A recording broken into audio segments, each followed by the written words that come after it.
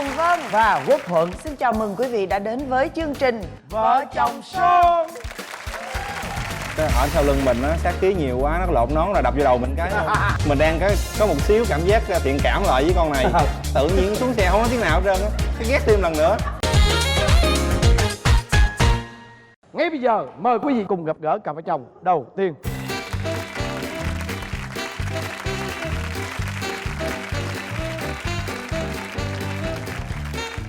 Mời hai bạn giới thiệu về mình. Em tên là Toàn, đến từ Tiền Giang, năm nay 26 tuổi, hiện đang là nhân viên IT. Em tên là Lê Kim Ngân, hiện tại là em năm nay được 26 tuổi và em đang làm tại phòng kinh doanh cùng công ty với ảnh luôn. Mối tình của hai bạn bắt đầu như thế nào? Thì hai đứa em do là làm chung một công ty. Trước khi mà quen để đến được với nhau á, thì hai đứa ghét nhau lắm. Đã từng chửi và đánh nhau luôn. Trời. Làm cùng công ty á, mà em là làm bên bộ phận bán hàng, thì ảnh này lại là quản lý kho. Không biết sao á, ngay từ đầu gặp mình là ảnh đã ấn tượng không tốt về mình rồi. Ảnh không thích em, ảnh để đơn hàng em đưa trước, anh đưa giải quyết sau. Một lần này em tới xuống xử lý luôn, em vứt tờ phiếu vô mặt ảnh rồi ảnh cũng cương lại với em vứt luôn. Ủa quất cái gì với mặt em? Dạ không, em đánh ảnh. Rồi nhưng mà anh có đánh ngược không? Dạ ảnh cũng mém phản kháng nhưng mà em không cho phản kháng, em biết là em đánh không lại á, nhưng mà em vẫn quyết tâm là em tức quá rồi, bao nhiêu ngày dồn lại là em đánh luôn. Bây giờ thua cũng đánh, là sếp phải xuống giải hòa rồi giải quyết công việc để không ảnh hưởng nữa thì mới chịu yên. Dạ. Vợ em nhìn cũng xinh xắn như thế này, sao em không ưa vợ em? Lần đầu gặp cô nàng này thì quá đổi phong cách đi. Tóc nhuộm, áo quần, trang phục thì nó hơi thoáng. Mà bạn này lại nói chuyện giống như là nửa ngang mà nửa sóc. Cái mình càng ngày càng không ưa nổi. Và vì lý do nào mà sao hai bạn lại thích nhau? Ai là người chuyển biến trước? Tại là cái đợt đó là do tự chạy xe á, mà em bị tai nạn, ba mẹ phải đưa đón. Thì ngày hôm đó là ba em không đến đón được. Anh này tự nhiên xung phong chở em về. Lý do trở về thì lúc đó là nghĩ là sau thời gian thù hận hàng nhiều quá rồi thì thôi cứ nghĩ là trở về giùm một bữa, hai bữa vậy thôi. Hỏi cái cảm giác nè, cái lần đầu tiên mà em leo lên xe của anh này á, để trở về, Dạ. em thấy sao? Cái xe là dài bao nhiêu là ảnh ngồi đầu xe, em cuối xe. Chứ lúc đó anh trở về em lo lắm mà. Cái ở sau lưng mình á, sát khí nhiều quá, nó lộn nón là đập vô đầu mình cái thôi. Không biết sao. Đêm hôm đó về em có cái cảm xúc gì khác bình thường không? Thay vì cảm ơn ông chở tôi về chẳng hạn, không nói không rằng, bước xe đi vô nhà luôn, y chang mình là người vô hình vậy đó. Mình đang có một xíu cảm giác thiện cảm lại với con này. Tự nhiên xuống xe không nói tiếng nào hết trơn á, cái ghét thêm lần nữa. Và cứ thế là đưa đi đó, có chỉ đưa về thôi chứ đâu có đón đi đúng không? Dạ. Dạ, Thì một ban thời gian đầu là chỉ đưa về giùm thôi, còn sau đó là xung phong luôn. Mà từ quận 10 là sáng 5 giờ sáng anh dậy, anh chạy xuống nhà em, anh đón em đi làm. Ở đâu lần? Dạ em ở gần bến xe miền Đông á. Trời ơi gần ghê luôn. Rồi chiều anh lại chở em về, lại về ngược lại công ty ngủ 3-4 tháng liên tục như vậy á. Rồi đến bao lâu thì anh ấy mới tỏ tình với em? Dạ chắc cũng tầm 3-4 tháng á. Tỏ tình là ngày đó là ngày lễ. Mà ngày hôm đó em lại nghỉ làm nửa buổi á. Bữa đó là 20 tháng 10. Xưa cái là vừa tính đi thì xe lại hư, cái không biết làm sao đi luôn nữa rồi. Mà bây giờ quà cáp hoa là đã chuẩn bị hết rồi. Ở trong công ty đó có một anh shipper nữa, rồi anh lên năn nỉ: anh ơi làm ơn chở giúp em ra nhà Ngân đi. Thế là anh này cũng thương tình: tao chở mày đi đó, nhưng mà tao còn đi giao hàng, đi có việc nữa, mày tranh thủ rồi về. Em hứa 1 tiếng thôi, 1 tiếng rưỡi vậy ha. Là em đi lên đem hoa đem quà lên tới nơi là tầm khoảng 6 giờ. Sau khi em hẹn với anh đó 1 tiếng quên luôn rưỡi cái anh shipper đang ngồi thì em chờ nói với chuyện cục tới gần hàng 1 giờ khuya. Anh cũng nhiệt tình là anh không dám về, anh sợ là bây giờ tao đi về rồi mà hồi mày về với ai, mà cũng không dám gọi luôn nữa, sợ phá tan không gian hay sao á. Trời ơi, shipper nào mà tâm Bồ Tát dữ không biết nữa hả? Mà đứng nói chuyện đến 1 giờ mấy mà phụ huynh không ra la hả? Dạ, tại vì nhà em ngay cái hẻm cục á, là mẹ em đứng trong là thấy hai đứa đứng nói chuyện rồi. Rồi trong lúc mà tụi em yêu nhau đó, ai là người ghen nhiều nhất? Ảnh ghen. Em là hình như là hầu như chưa từng ghen ở trong thời gian quen đó luôn. Ghen theo kiểu bình thường hay là ghen cuồng ghen hay ghen bệnh? Dạ ghen cái này cũng hơi bệnh luôn á. Ảnh đổi làm cùng phòng với em để anh hỗ trợ phần mềm cho phòng kinh doanh, mà anh thấy em nhắn tin với ai, anh nhìn cái nick Facebook mà anh nhìn cái hình đó anh biết bạn nào luôn, anh truy được trên Facebook ra người nào luôn. Rồi kêu em là em đang nhắn tin với ai, em ra hành lang gặp anh gấp. Bây giờ anh cho em cơ hội em trả lời anh đi. Nếu anh thành thật anh bỏ qua. Em nói anh đâu cần anh bỏ qua, đó là quyền cá nhân của em. Và em nói chuyện với bạn, nó đọc được tin nhắn lại biết không nói gì quá đáng rồi. Ghi qua ghi lại. Là cãi nhau. Cuối cùng Sau đó một hồi là em tức em không thèm nói nữa. Bắt đầu ảnh tự cáu gắt rồi la lối rồi xong bắt đầu nói nhỏ nhẹ. Em là suốt 4 tiếng đồng hồ em không nói chuyện với ảnh luôn. Xong rồi tới lúc ảnh tức quá rồi ấm ức mình nói một mình á, ảnh bị hạ canxi, run bần bật lên, mà có tướng to xác như vậy mà run xong ngất xỉu. Trời. Em tưởng vợ, Em tưởng ảnh giỡn, em không nghĩ là ảnh xỉu thiệt vì em không hề biết ảnh bị bệnh. Xong rồi em đi kiếm người lôi vô, từ hành lang lôi vô văn phòng. Cỡ nửa tiếng sau ảnh mới tỉnh dậy á. Nhưng mà sau đó chắc lẽ là không dám làm bất cứ điều gì. Dạ không bao giờ dám làm hoàng thượng giận. Nên là em cũng năn nỉ. Em năn nỉ sao em năn nỉ là anh ơi anh bỏ em đi, anh đừng thích em nữa. Chứ bây giờ quen nữa rồi mốt giận rồi anh bị gì em không chịu trách nhiệm được đâu. Em rồi sợ có anh. xỉu nữa không? Dạ không, lúc đó đã bình tĩnh rồi. Năn nỉ dỗ lại, nói là em chỉ cần là anh có bực tức gì anh nói chuyện, em chịu trả lời đi. Anh em cũng được, chứ em đừng có im lặng như vậy, em im lặng là anh xỉu nữa. Ủa nhưng mà hai em quen nhau bao lâu thì cưới nhau? 3 năm là tụi em cưới. Đi trước khi cưới có suôn sẻ không? Thật Trật cái sự gì là không? tụi em không hề có ý định là sẽ cưới vào cái thời điểm đó, để 1-2 năm nữa. Rồi ảnh nói là ba mẹ anh cũng hỏi. Em nói thôi bây giờ có cơ hội cho người lớn gặp nhau, chỉ là gặp nhau cho biết để hai bên yên lòng. Mà em đâu có ngờ hai bên hỏi qua hỏi lại chừng được vài câu thôi là hỏi thôi giờ quyết định là cưới luôn đi, là chốt ngày cưới luôn. Thì ba mẹ anh này cũng mở tờ giấy ra nói có hỏi tự thử ngày sinh rồi, tìm được ngày tốt luôn rồi. Buộc là trong hoàn cảnh đó là Phải chấp dạ, chịu đó chứ sao giờ. phải chịu là nói dạ thôi, dạ đồng ý, tại bây giờ không cưới nữa thì không quen nữa. Mà chính vì cái điều đó mà tụi em có bị stress hay là cái gì về cái vấn đề áp lực cái lúc cưới, bị nó cưới nhanh quá, cưới ngoài kế hoạch đó? Dạ. Thứ nhất là em ở dưới quê cũng là con một, mà nhà thì ba mẹ dưới này cũng hơi yếu, thì nhiều cái vấn đề thời điểm đó ra mà làm cho vợ em cảm thấy căng thẳng. Nói chung em là người căng thẳng nhiều hơn ảnh là người luôn mà an ủi với lại là động viên của em. Mình chưa có sự chuẩn bị tốt mà em lại nghĩ là cưới xong con một là phải về quê, mà trong khi mẹ em ở trên này á, mẹ em đang bị bệnh tim rất là nặng, tức là cái thời kỳ của mẹ em là rất là nguy cấp rồi, phải quan tâm chăm sóc mỗi ngày rồi. Bây giờ nếu mà lấy vợ lấy chồng ở dưới đó con một á, mình phải làm dâu ở xứ xa là thứ nhất, rồi mẹ ở đây không biết như thế nào, là cái trăn trở đầu tiên của em là em lo lắng cho ba mẹ.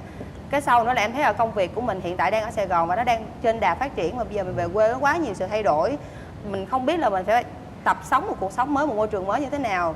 Rồi bạn bè mình cũng nói nữa, trời tự nhiên giờ này đi lấy chồng, ai đâu lấy chồng giờ này. Rồi mình hoảng quá, dạ mình em tưởng tượng ra những cái áp lực đó, cho nên là bị stress. dạ. Mà cuối cùng thì cũng vượt qua đúng không? Cũng là Dạ, tìm được tại- giải pháp đúng Dạ, không? người mà giúp em vượt qua đó là phía nhà ảnh với lại ba mẹ ảnh, nên là em rất là cảm động. Xong rồi em nghĩ là hình như mà mình tưởng tượng hơi quá rồi. Thôi Vậy vậy là ổn chắc- thỏa. Vậy chắc hai người này lấy nhau rồi, chắc hiểu nhau hết rồi, chắc không ai có tật xấu đâu hả? Cái mà em cảm thấy mà khó chịu nhất á là cái thói ngủ, Ngủ hả? ham ngủ. Sáng đi làm, phải đi làm sớm này cũng hơi xa, kêu vợ dậy mà phải kêu trừ hao á là 7:30 đi làm, phải kêu từ 6:30, chỉ lăn qua lăn lại trảo cho Nướng đều. á. Cái vấn đề thứ hai cũng liên quan tới ngủ là nằm mơ. Cái đêm nào mà nằm mơ giấc mơ đẹp á thì cuộc sống em bình yên lắm. Cái hôm nào mà nằm mơ thấy em đi uống cà phê, đi nhậu hoặc đi với con nào con kia á, những cái con là tự tưởng tượng ra nha, là sáng phải năn nỉ từ sáng tới chiều luôn á, tại giận. Như vậy là không phải ngủ mà là ghen mộng, có Không nghĩa ạ. là ham ngủ nè với bị mộng ghen. Dạ. Em mong muốn thay đổi gì trong hai cái đó? Em chỉ muốn là sáng đi làm mà đừng có lăn nhiều quá được rồi. Tức là đừng có ngủ nướng nữa, Dạ. đừng có ham ngủ nữa. Dạ. Còn mộng ghen sao? Ghen thì thôi, cái đó Cũng thì thú vị. Dễ thương đúng không? Cũng Dạ. thú vị. Rồi tới Dạ, em. đó nè. Đó là ảnh có cái tật rất là ghê luôn nha. Ăn xong thì mình tiêu thì mình là được rồi. Cái này cũng giỡn mặt người ta, liên khúc chừng chục cái vậy đó. Em nói là đừng có làm như vậy nữa. Là ngồi đó mà mắc á, Em hả? ảnh em mặt ợ. mà ảnh bầm đỏ luôn á. Trời ơi. Trời ơi, em lại tưởng là mắc Sắp nữa nghẹn hả? hay là sắp gì rồi, bắt đầu mọi người lại dồn sự chú ý vào ảnh. Ảnh đã không muốn tuôn trào như núi lửa rồi mà mọi người lại đang nhìn chằm chằm, nhưng mà ảnh nữa né đường nào được mà né. Sau một hồi là ụt ra một cái, trời ơi cái mặt mũi em không biết giấu đi đâu luôn, muốn dẫn ông về ập cái mâm ra ổng cho cái nhanh luôn á. Trời. Rồi còn gì nữa? Thì ảnh đã nói là bất cứ đâu ảnh đi tới đâu hoặc ảnh làm cái gì cũng phải có em. Từ ngày quen em cho đến cưới là đã 4 năm như vậy rồi, rất là phiền á. Em thích thoải mái tự do, em muốn là Em không cảm thấy đó là một cái điều hạnh phúc không? dạ hạnh phúc, tức là nó chừng mực thôi. Còn cái này là 100% mọi hoàn cảnh. Bây giờ ảnh có đi sửa một cái món đồ vậy em cũng vẫn phải ngồi trên xe mà không ôm em là giận ảnh. Bây giờ không ôm là em đang giận anh đúng không? Em đừng có muốn là anh gây lộn ở đây, anh xỉu đây nha. Trời Dạ rồi. Đúng là kiếp trước chắc em là cái cục ngọc của ảnh đó, xong bị người ta Viên cướp ngọc. á. Ra bây giờ em đang ở trong một cái thời điểm mà hạnh phúc nhất của một cái người phụ nữ. Tại vì mình có và mình có nhiều như vậy, thành ra mình nghĩ rằng cái đó nó bực bội. Đến một thời điểm nào đó đó thì cái việc đó em không cần mong muốn thì anh cũng sẽ phải giãn ra. Dạ. Thứ nhất là áp lực về công việc, hoặc là cái chuyện con cái. Thành ra là theo chị nghe thì em cứ enjoy cái đó đi. Đó, còn sau này nếu từ từ mà ảnh bắt đầu lơi ra để anh lo cho công việc á, thì lúc đó em phải chuẩn bị sẵn tinh thần là đó là điều anh mong muốn. Còn cái vấn đề mà chồng em mong muốn là bớt ngủ hả? Chắc chắn là bạn vợ cũng sẽ thay đổi thôi. Bây giờ bạn đừng được tận hưởng cái điều đó thì bạn cứ cho bạn tận hưởng đi, đúng không? Anh chúc hai vợ chồng em luôn luôn vui vẻ, luôn luôn tận hưởng tất cả những gì tốt đẹp nhất trên cuộc đời này. Và năm sau sẽ có một thành viên tuyệt vời xuất hiện trong gia đình của mình. Dạ đấy. Xin chào. Chào tụi em. Kể chuyện thích người này người nọ thì em cũng quyết tâm em thử ngỏ lời xem. Hồi trước chị yêu em có 48 kg thôi, lấy chồng xong em lời được 15 kg thịt luôn. Bây giờ mời quý vị dành một tràng pháo tay thêm nữa để cùng gặp gỡ cặp vợ chồng tiếp theo.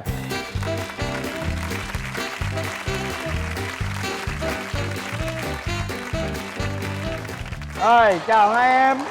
Rồi, mời hai em giới thiệu thật to. Dạ em tên là Hòa, quê ở Nghệ An. Hiện tại là đang kinh doanh tại nhà ở Gia Lai ạ. Em năm nay 29 tuổi ạ. Thế còn vợ Hòa? Dạ, lời đầu tiên chị em xin gửi lời chào đến chị Hồng Vân, anh Quốc Thuận và toàn thể quý vị khán giả. Em xin giới thiệu, em là Lê Thị Hương, em năm nay 26 tuổi và em cũng kinh doanh tự do tại nhà. Hai bạn gặp nhau ở đâu? Cách đây như 9 năm á, là em mua lại cái điện thoại cũ. Thì vô tình trong cái tin nhắn nháp á, thì có một chữ A của cái số điện thoại của chồng em đang dùng á. Em mới ấn để xóa đi. Thì vô tình là em ấn gửi. Thì anh lại cứ tưởng là bạn ảnh trêu. Anh mới gọi điện lại bắt bẻ em nhiều lắm. Hỏi tại sao có số này. Xong em mới hỏi là tôi đã nói rồi là tôi nhầm số. Anh không tin tôi vậy. Xong rồi anh bảo là không, nhầm số rồi thôi, là bạn nói chuyện. Lúc đấy anh cũng siêng nói chuyện lắm. Nói chung là ngày nào cũng nói hết á, nhắn tin rồi nói chuyện để thế là quý mến nhau rồi là anh em. Nhưng mà lúc đó là em ở Gia Lai. Dạ. Bạn này vẫn đang ở Nghệ An, đúng không? Hay là bạn đã vào... Lúc đấy em đang đi làm, lúc đấy em làm bên công trình á. Em là tài xế. Đi làm công trình ngay ở dưới Hậu Giang á. Công nhận lầy ghê luôn á. Cái chuyện người ta nhầm số một cái thôi mà coi như là lấy được vợ luôn, ghê thiệt chứ. Em có biết bạn này cùng quê với mình không? Không, lúc đấy chưa biết. Xong được 2-3 ngày nói chuyện rồi mới giới thiệu là ở Gia Lai. Bắt đầu lúc đấy là em mới xin nick của nick Yahoo á. Bắt đầu mới ra quán net rồi chat với là lúc đấy mới thấy mặt qua webcam thôi. Lần đầu tiên mà em nhìn thấy cô gái này trên webcam thì cái cảm nghĩ của em lúc đó như thế nào? Lúc đấy thì ấn tượng của em như dạ, nào? ấn tượng lúc đấy thì em cũng thấy nhìn cũng dễ thương, cũng trắng trẻo. Trong cái thời gian nói chuyện thấy vợ cũng hoạt bát với là cũng hòa đồng. Thế là nói chuyện một thời gian thì cảm giác thích. Thế còn em nhìn ổng trong webcam thì sao? Nhìn nhỏ con á, mà lúc đấy chuyên gia mặc đồ đen. Ủa nhưng mà nhìn webcam mà nhìn cái mặt thôi sao biết nhỏ con? Có lần em bảo là thôi anh đứng lên cho em xem. Nhìn người vừa đen mà vừa nhỏ. Mà trong khi đó là hồi viết thư á, anh gửi hình cho em, nhìn như lãng tử Hàn Quốc luôn. Bạn em bảo là mày bị lừa rồi. Rồi tụi em yêu xa bao lâu? Nói chung để khi mà để ngỏ lời á, lúc mà giới thiệu anh em để ngỏ lời á là cũng phải tầm khoảng 3 tháng đến 4 tháng. Là em có ngỏ lời với vợ. Nhưng mà lúc trong cái thời gian đấy là vợ đang còn học lớp 11. Tuổi học trò đang yêu đương ở trong trường thôi, trong lớp thôi. Vì thấy nhiều khi kể chuyện là thích người này người nọ thì em cũng hơi khó chịu, nhưng mà sau này do em quyết tâm em thử ngỏ lời xem. Lúc đấy Em có đồng ý không? Lúc đấy vợ từ Không chối. ạ. Đến lúc đấy là em từ chối thì anh mới sợ là em sẽ giữ khoảng cách với ảnh á, không nói chuyện nữa. Thì ảnh ấy lại chủ động nói chuyện nhiều hơn. Có một lần ảnh ấy về quê Nghệ An á, ảnh chuẩn bị về quê ăn Tết á, thì ảnh mới bảo em là, em mới hỏi anh đang đi đâu, ảnh bảo anh đi tán gái. Dĩ nhiên trong người em nổi máu ghen lên. Tối về ảnh đi về rồi, em mới nhắn tin cho ảnh á, em bảo là em yêu anh rồi. Anh ấy mà điện lại cho em gấp, anh bảo có thật hay là đang đùa anh đó. Xong rồi em mới bảo là anh nghĩ em đang đùa thật á hả? Xong rồi tự nhiên là nghe cái giọng sụt sịt lắm. Cái giọng sụt sịt giống như muốn khóc á. Cảm động đó hả? Thì không, lúc đấy em khóc. Lúc đấy cảm động thật. Cảm động vì, thật. là vì lúc đấy lúc em ngỏ lời là cũng cách đó khoảng mấy tháng thôi. Thì em cũng nghĩ là sợ là vợ ngại đó, thì em chỉ bảo là thôi thì mình cứ làm anh em đi, cứ nói chuyện bình thường đi. Tại em nghĩ sau này được kiểu gì cũng cảm động à. Vậy yêu xa mấy năm? 6 năm ạ. 6 năm yêu xa. Dạ. Là có bao giờ mà chia tay nhau chưa? Có em Về vấn đề yêu chủ xa động là đó thì em, quá yêu xa nhưng mà anh không đồng ý. Dạ kiểu nói chung là em là con gái mà, kiểu tủi thân lắm. Nhiều lúc những ngày lễ rồi đi chơi với bạn bè có đôi có cặp mà mình em vậy, thì ở nhà toàn nói chuyện với qua điện thoại với nhau thôi. Trong một năm đấy chỉ gặp trên webcam thôi. Còn sau một năm bắt đầu mới gặp mặt. Lúc đấy là em đang chuyển về Nghệ An, em làm công tác ở Nghệ An rồi. Lúc đấy em làm ở vùng núi á, vùng sâu vùng xa á, là nhiều khi sóng điện thoại không có, lúc có lúc không. Có khi là em phải đi khoảng 30 phút leo lên 3 ngọn đồi Trời ơi. mới gọi được một cuộc điện thoại, nhưng mà chỉ tầm được khoảng 2-3 phút là nó lại tắt, phải gọi lại vậy á. Có lần là trèo lên cây á, là vì không có sóng, trèo lên cây để gọi, có lần té rồi. Em đó hả? Dạ. Lúc đấy em đang nghe thì cứ gió trên ngọn cây, gió ào ào vậy á, tự nhiên em nghe cái rụp, em mới bảo cái gì vậy. Mãi mới thấy ảnh thưa, ảnh bảo mới té từ trên ngọn cây té xuống. Cảm động hơn. Ôi. Mà có sao không vậy? Lúc đấy chỉ thấy sướt tí thôi. Lúc đó thì anh hỏi cảm giác của Hương á. Hương nghe cái điều đó. Em thấy nhớ và cũng thấy thương lắm. Sau này em cũng trân trọng, em không dám nói lời chia tay nữa. Rồi lấy nhau đến bây giờ là bao lâu rồi? Bây giờ 3 là- năm 6 tháng. Tụi em có mấy em bé rồi? Dạ hiện tại thì chưa ạ. Thế rồi lấy nhau rồi có vỡ mộng sau hôn nhân không? Có. Em Dạ. kể trước về anh ấy đi. Ảnh thì ở trước rồi hay quan tâm em lắm. Mà bữa nay cưới á, em mới bảo là anh ơi em đói bụng quá, thôi đi ăn đêm đi. Ảnh bảo chứ giờ này còn đi cái gì nữa. Mà hỏi hôm là 1 giờ sáng em đói bụng là vẫn đèo em đi ăn. Có nghĩa là cái là hoàn cảnh thay đổi, con người đã đổi thay. Con gì nữa em? Dạ thì mê chơi game lắm. Mọi hôm thì hồi trước vô thăm em là nói chung là dẹp Bỏ hết hết. điện thoại. Em đi trực ở bệnh viện á, lúc mà trực đêm, trực nguyên sáng luôn, ảnh ngồi hành lang chờ em cả sáng đến sáng. Còn bây giờ em mà chở em đi đâu ấy là thôi, chịu khó em tự đi mình đi. Thôi giờ này còn chờ gì nữa, tự đi đi. Phải lúc đấy là Tối chiều. lúc đấy đang mải chơi game quá mà. Hỏi nó không đúng lúc lắm mà. Đấy, ông người thật. Rồi Mê còn chơi gì game. nữa? Ở ngoài á, ảnh đi làm á, công việc của ảnh á thì ảnh nói chung là anh nghiêm túc trong công việc bao nhiêu thì anh về anh nhõng nhẽo với vợ bấy nhiêu. Trời ơi. Nhõng nhẽo sao đâu. Ví dụ Ví dụ một vài là- chi tiết đi. Nhiều lúc như ăn cơm á mà cứ ngồi bấm điện thoại với game vậy á. Rồi vợ Em đúc thì nha, đừng có nói em- vợ đúc. Đúng rồi, em đút cơm Ôi cho trời ảnh ơi. ăn. Ôi trời ơi. Ôi trời cao Bây đất giờ trời ơi, ăn cháu nó cứ bấm game nữa rồi cái đấy bác gái đút cái này đây. Bây giờ vẫn còn không? Bây giờ thì đỡ hơn rồi. Giờ đỡ rồi, đỡ. nghĩa là vẫn còn. Đỡ. Hồi trước thì yêu em còn nhỏ lắm. Em có 48 kg thôi. Mà bữa nay lấy chồng xong em lời được 15 kg thịt luôn. Hồi trước khi yêu ảnh cõng em. Ảnh đi đâu công viên hay mà thôi lên lưng anh cõng. Thôi cõng. Bữa nay là mới ngủ dậy trên giường ấy, em bảo anh ơi dậy đi. Mà không, cõng anh xuống nhà vệ sinh đánh răng thôi.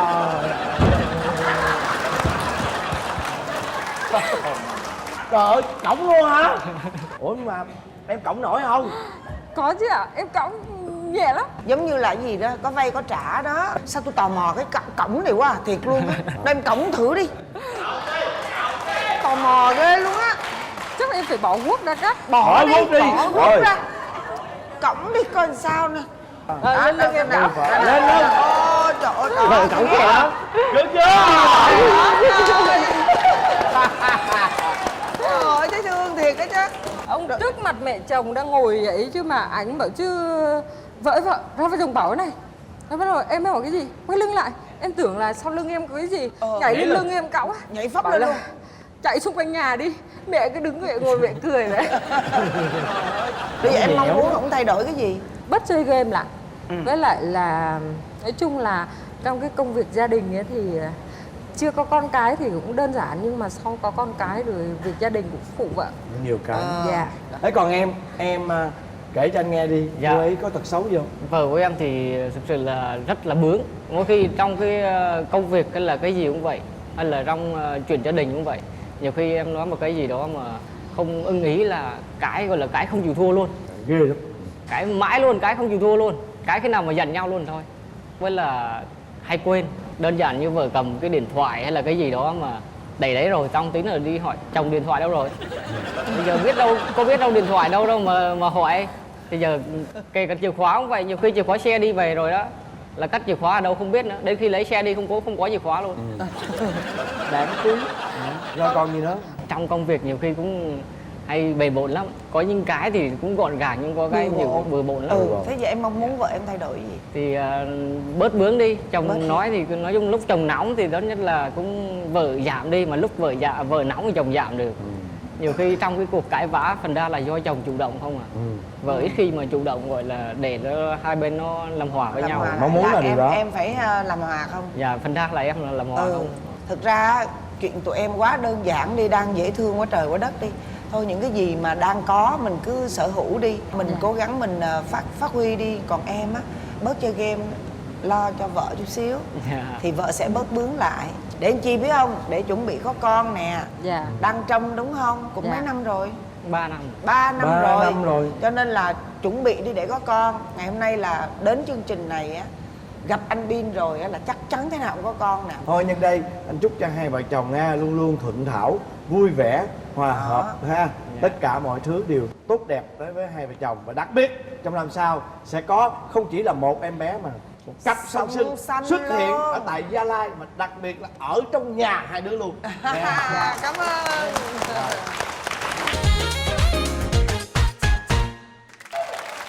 Và bây giờ đến phần kiểm tra hữu ý và bốc thăm may mắn. Chúng ta có các phần quà như sau. Trước tiên đó là một máy ảnh Canon iShoot 285, máy ảnh nhỏ gọn phong cách trẻ trung trị giá 5.600.000 đồng. Và món quà thứ hai đó chính là một Smart TV 32 inch trị giá 4.690.000 đồng của Akino, tinh hoa công nghệ thăng hoa cảm xúc. Món quà thứ ba đó chính là một bộ sản phẩm gối cao su Đồng Phú được sản xuất từ 100% nguyên liệu cao su thiên nhiên do công ty cổ phần cao su kỹ thuật Đồng Phú, thành viên tập đoàn công nghiệp cao su Việt Nam sản xuất. Và món quà thứ tư đó chính là một miếng cước chùi nồi kèm theo một cặp vé xem kịch tại sân khấu của chị Hồng Vân. Và bây giờ là phần kiểm tra hiểu ý. Các bạn đâu lưng lại. Quay lưng lại. Câu hỏi: chồng của bạn mang giày size bao nhiêu? Rồi, Toàn mang giày bao nhiêu? Mở ra. 42 và đáp án là 43. Và bên đây bao nhiêu? Quang. Trời ơi. Rồi, Trinh, cái gì cũng Mấy bà Trinh vợ đó. toàn là đoán là hơn sai không à. Và bây giờ với đáp án vừa rồi, hai bà vợ đã đoán chật lất hết, cho nên là mời hai cô dâu bước rồi một bước rồi quánh tôi xì nào. Chuẩn bị 1, 2, 3, xì. Rồi xong, hai vợ chồng Toàn sẽ được quyền chọn trước. Đây, màu nào chọn đi. Em mặc áo màu vàng, cho em chọn màu vàng. Mặc áo màu vàng, chọn màu vàng. Còn em, màu xanh. Màu xanh em chọn màu xanh. Em chọn màu xanh. Rồi, tôi Chị không màu mặc áo đỏ. màu hồng mà tôi vẫn chọn thùng màu hồng. Thuận mà chị Vân Cước mở chịu trước. nồi, cước chịu nồi. Đếm nào.